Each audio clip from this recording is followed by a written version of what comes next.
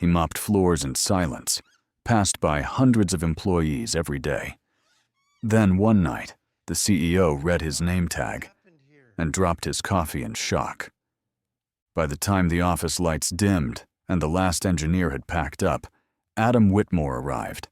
He wore plain clothes, faded sneakers, a gray custodial shirt with a crooked name tag that read Adam W.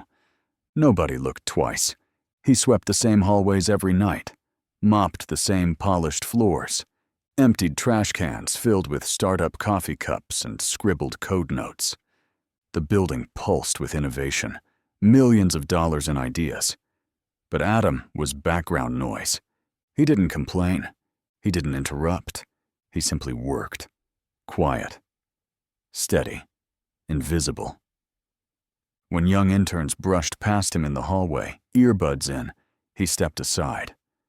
When late-night meetings echoed down glass corridors, he moved silently behind them, wiping down whiteboards. He wasn't just ignored. He was assumed. Assumed to be old. Assumed to be unskilled. Assumed to be just a janitor. But late at night, after the last lights flicked off and the last echo faded, Adam sometimes paused at the engineering bay.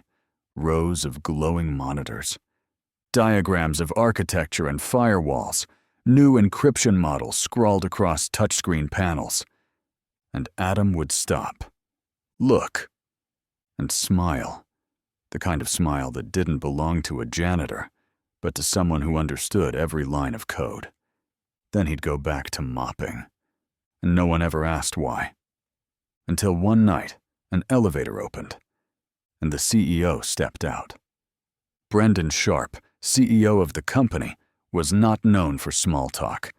He was brilliant, young, and famously impatient. Built the company from a college dorm room into a multi-billion-dollar cybersecurity empire. Everyone called him the Coder King. To most, he was untouchable. That night, Brendan was on a warpath. A major bug had slipped through the latest build. Investors were asking questions. He stayed late to tear through the code himself. Frustrated, sleepless, he stormed out of the elevator, coffee in hand, and nearly collided with someone in the hallway.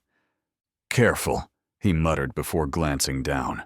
A mop bucket, wet footprints, and a name tag. Adam W. Brendan stopped.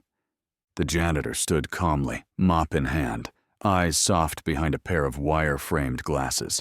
"Sorry, sir," Adam said, stepping aside politely.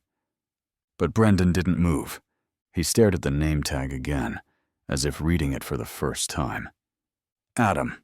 Whitmore. Adam blinked. That's right. Brendan's hand went slack. His coffee cup slipped, hit the tile with a dull thud, splashing across the floor. He didn't notice. He was still staring at the man in front of him. Is your full name Adam Whitmore? As in, Whitmore Tang Protocol. Adam tilted his head, like someone surprised to hear a long-forgotten tune. You know that name? Brendan's voice was barely a whisper. That encryption saved my company. It built my company. And there he was, the CEO of a tech empire, frozen, staring at the janitor who mopped his floors, the same man whose code had once changed the internet. Adam gave a tired little smile. Funny what people forget. Then he picked up the mop and wiped the coffee off the floor like he'd done 1,000 times before. Brendan didn't sleep that night. He sat in his penthouse apartment, laptop open, fingers flying across keys, digging through old archives, forums, and forgotten threads. Adam Whitmore. The name echoed like an urban legend in coding circles. Some said he disappeared after being blackballed. Others claimed he died decades ago. But the truth was sitting right under Brendan's nose, with a mop in hand. He found the proof in a dusty database, 1987, Whitmore Tang Protocol. One of the earliest known encryption methods used to secure military communications, medical records, and now, everything from bank apps to cloud storage. co-authored by Adam Whitmore and Dr. Henry Tang. But only one of them went on to become famous. Only one name survived, and it wasn't Adam's. Back then, Adam had been a soft-spoken genius. Built tools, wrote code, changed the way the world protected information. But when the patents were filed, his name had mysteriously vanished. No lawsuits, no headlines, just a quiet disappearance. Adam had walked away from the tech world, or maybe it walked away from him. He took small jobs, odd work, eventually janitorial. He never reclaimed credit, never chased fortune, never even mentioned it. And now here he was, 30 years later, polishing the floors of a building that ran on his forgotten brilliance. The next morning, Adam clocked in like always. Mop, bucket, gloves. But this time, security stopped him. "Mr. Whitmore, the CEO wants to see you. Now." Adam's expression didn't change. He sighed softly and nodded. Inside the executive suite, Brendan Sharp waited. Not in a suit, not behind a desk. He was standing, hands folded, eyes heavy with something unusual. Respect. "Sit, please," Brendan said. Adam lowered himself into the chair across from him. Slow, careful, like someone who'd spent years being told not to take up too much space. The silence hung between them like a wire pulled tight. Brendan cleared his throat. "Why didn't you fight?" he finally asked. "You could have gone public, sued, taken credit. You would have been one of the greats." Adam looked out the window. "I tried. At first. But people didn't believe me. Said I didn't have the credentials. Said Tang wrote it all." "But you co-wrote the protocol." Adam nodded once. "I wrote the first draft on a napkin. Tang polished it. His name opened doors. Mine didn't." "That's theft," Brendan said. "It's history," Adam replied. "Fighting it would have cost more than it gave. My wife was sick. I needed peace more than pride." Brendan sat back, stunned. "You know we still use your framework? The whole company's core security runs on a modern version of Whitmore Tang." Adam smiled faintly. "Good. That means it worked. But nobody knows it's yours." Adam looked down at his hands, calloused, worn, honest. It was never about being known. It was about building something that lasted. Brendan stood.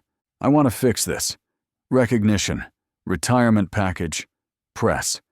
Whatever you want." Adam gently raised a hand. "Don't need a stage. Don't want a plaque. I just want to see good work done." "Then at least let us honor you quietly," Brendan said. "Let the next generation know where it came from." Adam thought for a moment, then nodded once. "Quiet's fine." Adam returned to his routine the next day. No press release, no spotlight, just a mop in his hand and the same quiet steps down the glass hallways. But something had changed. Whispers followed him now, not of ridicule, but of reverence. Engineers glanced up from their desks as he passed. Some nodded, some stood. One intern, barely out of college, caught up to him near the elevators. "Mr. Whitmore, is it true? You wrote the foundation for our firewall protocols?" Adam just smiled. "I helped. I read through your old draft. It was elegant, like poetry." Adam chuckled. "I always thought clean code was just another kind of honesty." That afternoon, Brendan made a quiet internal update. Company training materials now credited the original Whitmore Tang protocol. Adam's name appeared in bold beneath the encryption model. A footnote linked to a private page. "In honor of Adam Whitmore, builder, thinker, and the reason we're secure." No one made a big deal. No speeches, no banner. But in the break room, someone had taped a sticky note to the fridge. "To the janitor who built the vault, we see you now." And Adam? He kept wiping windows, kept humming softly under his breath. Because legacy isn't always loud. Sometimes it's a line of code, buried deep in the heart of something big. A few months later, Adam submitted his resignation. No fuss, just a handwritten note on the supervisor's desk. "Thank you for the years. I've cleaned what I came to clean. A. Whitmore." He didn't tell anyone it was his last shift. But that evening, as he packed up his supplies one last time, the elevator doors opened. Out stepped Brendan, not with a camera crew, not with a gift basket, just a small frame in his hands. He handed it to Adam.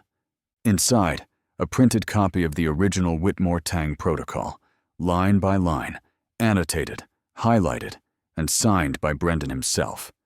Below it, a plaque read, "The code that built us, written by hands we nearly overlooked."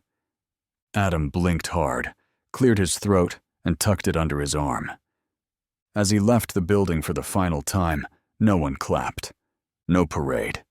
Just a quiet hallway, and a dozen young engineers standing in silence as he passed, heads lowered with respect. He didn't say goodbye. He didn't need to. Because the next morning, when the company unveiled their new internal cybersecurity lab, there was a sign above the glass doors. "The Whitmore Initiative. For those who build without applause." And tucked into the corner of the lab was a worn gray mop, mounted behind glass, unlabeled, unexplained. But everyone who worked there knew exactly whose it was. Adam Whitmore didn't demand attention. He didn't ask for fame. He just built things, quietly, honestly, and with care. And sometimes, that's enough. What would you do if the man mopping your floor turned out to be the mind behind your success? Let us know in the comments. And don't forget to subscribe for more untold stories, quiet heroes, and moments that change everything. Only here on Stories Unfolded.